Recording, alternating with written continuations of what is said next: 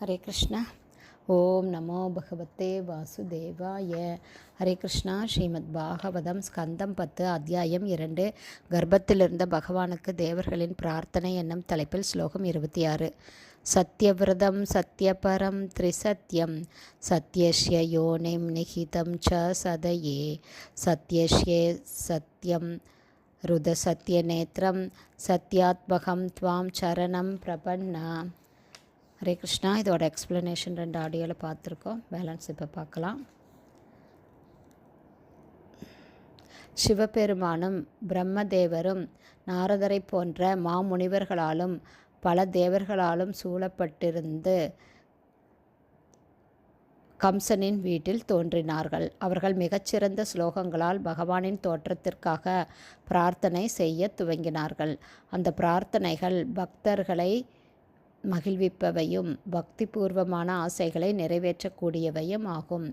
பகவான் வாக்கு தவறாதவர் என்பதே அவர்கள் கூறிய முதல் வார்த்தை. பகவத்கீதை கூறுவதைப் போல பக்தர்களை காத்து அசுரர்களை அழிப்பதற்காகவே ஸ்ரீகிருஷ்ணர் ஜட உலகத்தில் அவதரிக்கிறார். அது அவர் அளித்த வாக்குறுதி.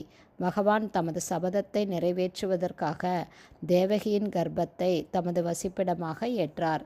பகவான் தமது சபதத்தை நிறைவேற்றுவதற்காக தோன்றப்போகிறார் என்பதில் மனம் மகிழ்ந்த அவர்கள் அவரை பரிபூரண உண்மை, சத்தியம் பரம் என்று அழைத்தனர். ஒவ்வொருவரும் உண்மையை தேடுகின்றனர். இதுதான் தத்துவங்களின் நோக்கமாகும். பகவான் ஸ்ரீ கிருஷ்ணர்தான் பரிபூரண உண்மை, சத்தியம் பரம் என்ற தகவலை தேவர்கள் இங்கு நமக்கு அளிக்கின்றனர். முழு கிருஷ்ண உணர்வினராகும் ஒருவரால் பரம உண்மையை உணர முடியும். பகவான் கிருஷ்ணரே பரம உண்மை. சம்பந்த உண்மையானது நித்திய காலத்தின் 3 நிலைகளிலுமே உண்மையாக இருப்பதில்லை.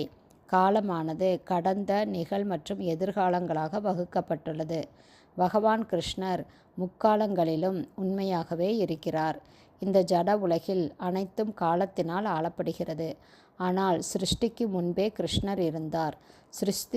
சிருஷ்டி தோன்றிய பிறகு அனைத்தும் பகவான் கிருஷ்ணரையே சார்ந்துள்ளது. இந்த சிருஷ்டி அழிந்த பிறகும் பகவான் கிருஷ்ணர் தொடர்ந்து இருப்பார். எனவே எல்லா சூழ்நிலைகளிலும் அவர் பரம உண்மை ஆவார். இந்த ஜட உலகத்தில் ஏதேனும் உண்மை இருக்குமானால் அது பரம உண்மையான பகவான் கிருஷ்ணரிடமிருந்துதான் வருகிறது. இந்த உலகில் ஏதேனும் ஐஸ்வர்யம் இருக்குமானால் அதற்கு காரணம் பகவான் கிருஷ்ணரே. இவ்வுலகில் ஏதேனும் புகழ் இருக்குமானால் அதற்கு காரணம் கிருஷ்ணரே. இவ்வுலகில் ஏதேனும் பலம் இருக்குமானால் அதற்கு காரணம் ஸ்ரீகிருஷ்ணரே. இவ்வுலகில் ஏதேனும் கல்வியும் ஞானமும் இருக்குமானால் அவற்றிற்கு காரணமும் ஸ்ரீகிருஷ்ணரே. எனவே ஸ்ரீகிருஷ்ணரே எல்லா சம்பந்த உண்மைகளுக்கும் பிறப்பிடமாவார். எனவே பக்தர்கள் பிரம்மதேவரின் அடிச்சுவடுகளை பின்பற்றி கோவிந்தம் ஆதிபுருஷம் தமகம் பஜாமி என்று பரம உண்மையான கோவிந்தரை ஆதிபுருஷரை வணங்குகின்றனர்.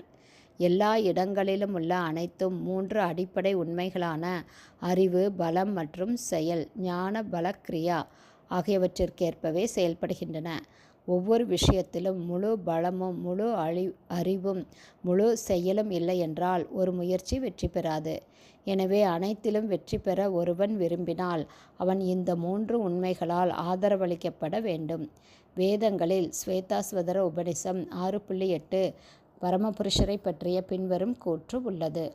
ந தஸ்ய காரியம் சரணம் ச வித்யதே ந தத் சம்ஸ்ச அப்யதிகஸ்ச திருஷ்யதே பராஷ்ய சக்திர் விவிதைவ ஸ்ரூயதே ஸ்வபாவகி ஞான பலக்ரியா ச.